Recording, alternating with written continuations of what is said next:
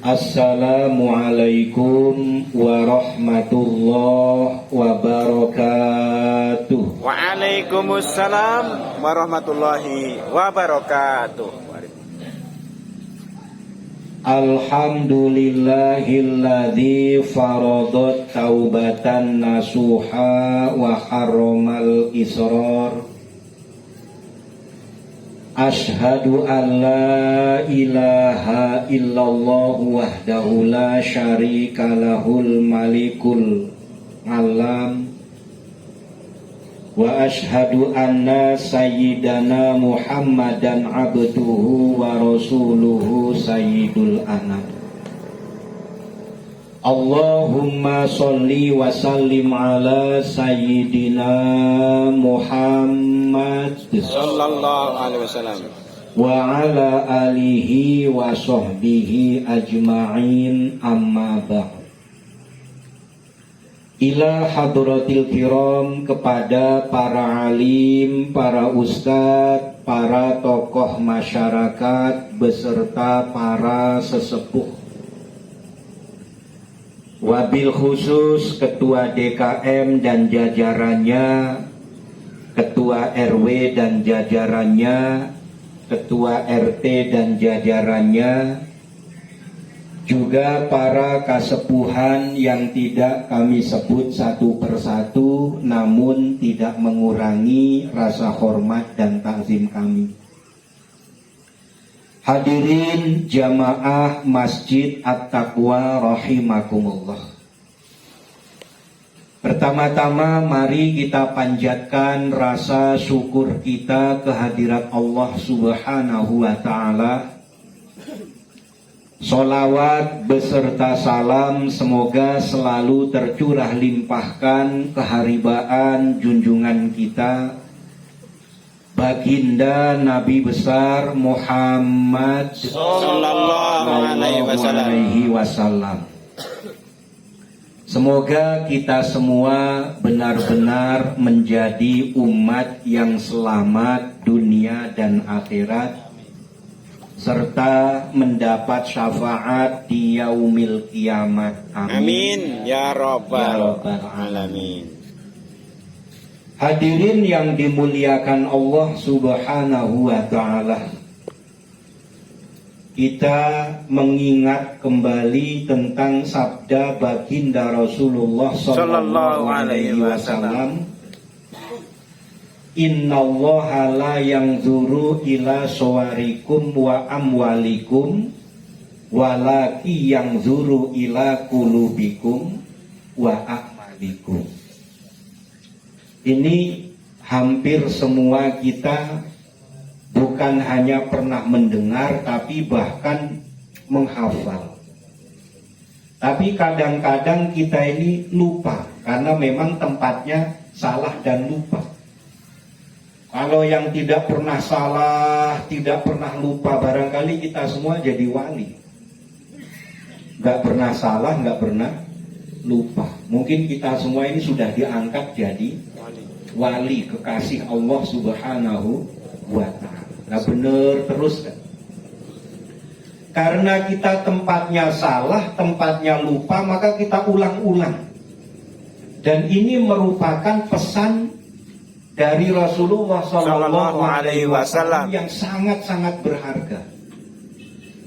Karena apa? Mengingat kita ini dalam pergaulan sehari-hari belum mampu mencerminkan pribadi yang benar-benar mengikuti Rasulullah Sallallahu alaihi wasallam. Sesungguhnya Allah tidak melihat dari ketampanan kita, dari harta benda kita, dari seperti apa fisik dari tubuh kita. Akan tetapi Allah melihat hati dan perbuatan kita. Ini harus sering kita ingat, karena ini sabda Rasulullah yang sekaligus pesan agar kita ini selalu ingat yang dilihat oleh Allah dalam diri kita itu hati dan perbuatan kita. Yang semestinya Islam ini bukan hanya rahmatan lil alamin, tapi menjadi teladan, menjadi contoh. Nah sekarang ini bagaimana kita disebut dijadikan contoh tanggung, dijadikan teladan tidak bisa seperti Rasulullah Shallallahu Alaihi Wasallam, karena kita sendiri belum benar-benar menteladani Rasulullah Shallallahu Alaihi Wasallam. Bahkan miris sekali kalau di sekarang ya, namanya sudah akhir zaman, zaman fitnah barangkali sudah datang. Yang antara kita sendiri saling mengolok-olok di media sosial. Curhat masalah keluarga di media sosial. Curhat masalah tetangga di media sosial. Orang tuanya sendiri, mertuanya sendiri. Ini kadang-kadang seolah-olah malah dibuka aibnya melalui media sosial. Bukan hanya itu, yang lebih miris kadang-kadang sesama ustadz ini saling menjatuhkan juga di media sosial. Sebetulnya bukan menjatuhkan orang lain, menjatuhkan dirinya sendiri. Ya contoh saja misalnya saya mengolok-olok Ustadz Doni. Pak Ustadz Doni lah saya jelek-jelekin. Atau ustadz yang lain di sini saya jelek-jelekin. Akhirnya kan membalas. Akhirnya membalas karena saya menjelek-jelekan. Akhirnya saya juga dijelek-jelekan. Akhirnya sama-sama jelek. Sama-sama jelek. Bukan saling mengangkat.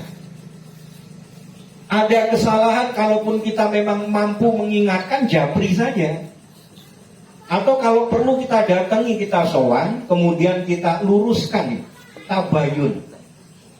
Ada kesalahan yang dilakukan ini kita tanya kenapa sampai melakukan hal yang seperti ini. Tapi kita istilahnya empat mata saja, sehingga orang lain tidak tahu. Nah inilah akhir zaman yang kita sangat-sangat miris.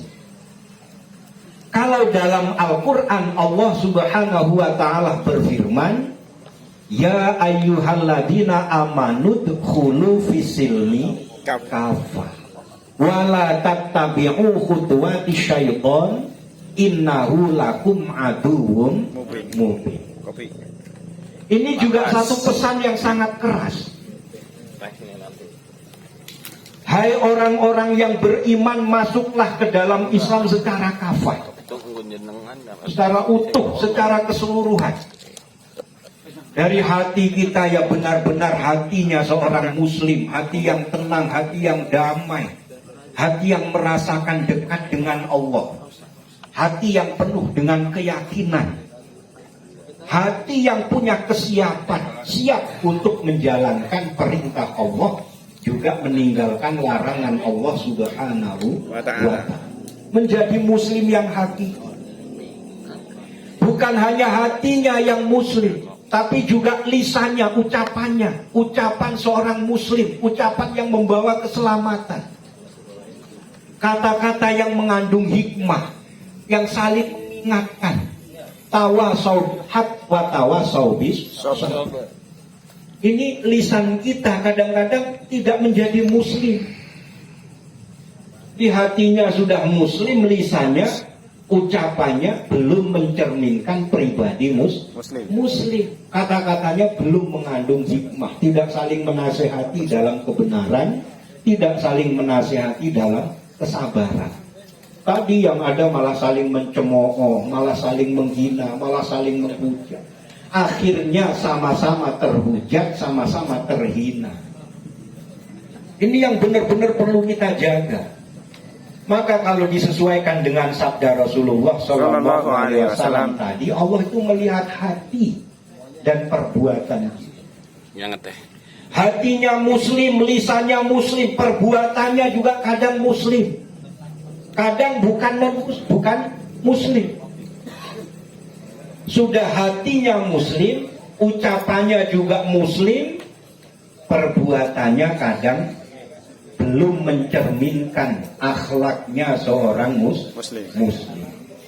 Belum mengikuti apa yang diajarkan oleh Rasulullah Sallallahu Alaihi Wasallam. Padahal kita muslim itu selalu memaafkan kepada orang lain, selalu berbaik sangka kepada orang lain, buruk sangkanya kepada diri kita sendiri. Ini yang perlu kita jadikan sebagai sebuah kajian, sebuah renungan. Apakah memang benar-benar ini akhir zaman? Karena ini sudah kebalik-balik. Di tempat kerja kadang-kadang yang non-muslim, walaupun kita bukan bangga dengan orang non-muslim, bukan. Kadang-kadang yang non-muslim itu sendiri seolah-olah dia mengamalkan atau melaksanakan ajaran Islam. Seperti misalnya dia juga bisa baik dalam bekerja, malah seolah-olah bisa jadi contoh. Padahal tetap kita tidak boleh bangga dengan orang non-muslim. Tapi yang perlu jadi bahan kajian, bahan renungan, bahwa kita ini mestinya jadi contoh bagi orang-orang yang di luar Islam. Dan kita memang Islamnya di Indonesia ini kalau dikatakan Islam abangan, ya abangan. Secara akhlak memang belum sempurna seperti Rasulullah Shallallahu Alaihi Wasallam. Dan itu juga perlu dimulai oleh kita, mengajarkan kepada keluarga kita bagaimana menjadi keluarga yang benar-benar muslim, bermasyarakat dengan benar-benar bermasyarakat cara muslim, yaitu dengan akhlak, dengan sopan santun, dengan tata krama yang baik. Tidak pernah menyinggung orang lain, tidak pernah menyakiti orang lain, tidak pernah merugikan orang lain. Ini yang diajarkan oleh Rasulullah Shallallahu Alaihi Wasallam. Tapi beda kalau Rasulullah menghadapi musuh, ini lain. Karena diperangi boleh kita memerangi, tapi kan lingkungan kita semua sudah aman, damai. Maka yang diajarkan Rasulullah selalu akhlak. Contohkan akhlak Rasulullah Shallallahu Alaihi Wasallam. Bekerjanya, mencari rizkinya sesuai yang diajarkan Rasulullah Shallallahu Alaihi Wasallam. Jangan sampai kita mencemari darah daging kita dengan rizki yang haram. Kenapa ibadah kita nanti jadi terpengaruh, tidak diterima oleh Allah? Karena apa? Yang kita makan masih barang-barang yang haram, dihasil manipulasi, hasil segala macam korupsi lah termasuknya. Apa yang bukan hak kita, lebih baik kita jangan tertarik. Maka tarkul haram ngalal halal. Tinggalkanlah perkara-perkara yang haram menuju kepada yang halal. Atau tinggalkanlah perkara-perkara yang haram, sehingga Allah akan menggantikan dengan yang halal. Ini karena memang ini merupakan janji Allah, maka kita tinggalkan saja. Tidak usah ada ketertarikan dengan perkara yang batil. Jangan ada ketertarikan dengan perkara yang haram. Jangan ada ketertarikan dengan perkara-perkara yang terlarang, tidak sesuai tuntunan agama. Karena apapun itu dampaknya akan membawa kerugian bagi kita sendiri. Walaupun itu seolah-olah akan membuat kita senang. Karena apa? Dengan harta yang banyak seolah-olah kita ini akan bahagia, tapi tidak seperti itu. Tidak sedikit orang yang kaya raya malah mati bunuh diri. Berarti harta itu memang tidak menjamin seseorang itu bisa tenang, bisa tentram, bisa bahagia. Tidak sedikit orang yang hartanya banyak, bahkan berlimpah, tapi kemudian malah mati bunuh diri. Maka jangan kita menganggap bahwa harta itu akan membawa kebahagiaan yang hakiki, manakala hati kita sudah condong kepada Allah Subhanahu wa Ta'ala. Manakala kita sudah benar-benar hatinya dipenuhi iman takwa kepada Allah Subhanahu wa Ta'ala, dan apa yang kita lakukan sudah sesuai tuntunan Rasulullah Sallallahu Alaihi Wasallam. Itu kebahagiaan. Jangan pernah menyimpan buruk sangka dan dendam di hati meskipun kepada orang yang pernah zalim ke kita. Jangan pernah ada rasa dendam di hati itu kepada siapapun meskipun dia pernah berbuat zalim kepada kita. Hilangkan. Maka kita tiap habis sholat baca istighfar itu lengkap.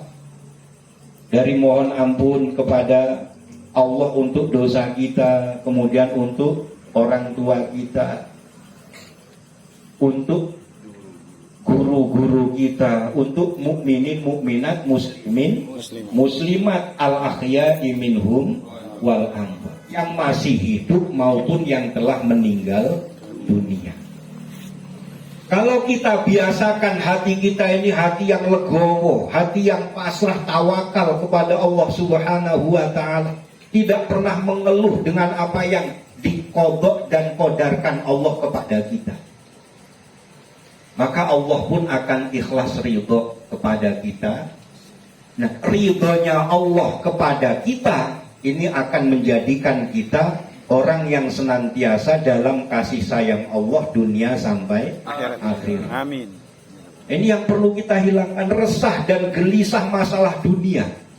Bahkan kalau dalam kitab Nasoihul Ibad itu diterangkan, orang yang pagi-pagi sudah resah dalam urusan dunia, apalagi sampai mengadukan permasalahan dunia ini kepada orang lain, berarti dia mengadukan Allah Subhanahu wa ta'ala, karena itu sudah ketentuan Allah. Resah dan gelisah masalah dunia berarti dia tidak terima dengan ketentuan Allah Subhanahu wa ta'ala. Ya, kalau dalam hadis qudsi Allah katakan, siapa yang tidak ridho dengan ketentuanku, siapa yang tidak mau menerima keputusanku, tidak mau menerima qada dan qadarku, maka pergilah dari bumiku, carilah Tuhan selain aku. Lah kita suruh pergi dari bumi mau kemana? Orang di planet Mars juga sampai sekarang belum ada yang ke sono. Kemarin katanya rame, orang Indonesia banyak yang daftar ke planet Mars. Ya tapi nyampe sekarang kan belum ada yang ke sana. Terus kalau misalnya di sana Tuhan kita bukan Allah, lalu siapa lagi? Kan gitu. Allah perintahkan, kalau kita tidak terima dengan qada dan qadarnya Allah Subhanahu wa ta'ala, tidak terima dengan ketentuan Allah, keputusan Allah, tinggalkan buminya Allah, carilah Tuhan selain Allah. Lalu Tuhan kita mau siapa? Karena tidak ada Tuhan lagi selain Allah Subhanahu wa ta'ala. Hadirin yang dimuliakan Allah Subhanahu wa ta'ala, maka kita renungkan kembali dan kita ingat kembali yang disabdakan oleh Rasulullah SAW, bahwasanya Allah melihat hati dan perbuatan kita. Jangan sampai hati kita kosong dari menyebut nama Allah. Tetap hati kita, apapun yang terjadi, kondisi bagaimanapun, kita ikhlas dan ridho, itu ketentuan Allah. Dan hati kita tetap untuk selalu berzikir menyebut nama Allah Subhanahu wa ta'ala. Maka kita ikhlas dan ridho kepada Allah. Dan Allah melihat perbuatan kita, jangan sampai apa yang kita lakukan ini hal yang mendatangkan murkanya Allah. Karena apa? Karena tidak sesuai dengan hukum Allah Subhanahu wa ta'ala. Ya mungkin karena kita punya jabatan, mungkin karena kita punya kedudukan, dalam urusan dunia kita manipulasi bisa aman, segala sesuatunya bisa dimanipulasi dengan aman. Tapi Allah melihat hati dan perbuatan kita. Gak ada yang akan luput dari perhatian Allah Subhanahu wa ta'ala. Merasa aman di dunia, maka dia akan mendapati rasa takutnya di akhirat. Siapa yang di dunia merasa takut kepada Allah, maka dia akan mendapati rasa aman itu di akhirat. Kalau kita di dunia ini merasa aman, berbuat salah merasa aman, bahkan melanggar hukum merasa aman, karena memang punya jabatan, punya kedudukan. Di hadapan Allah nanti, di akhirat, Allah akan berikan rasa takut kepada kita.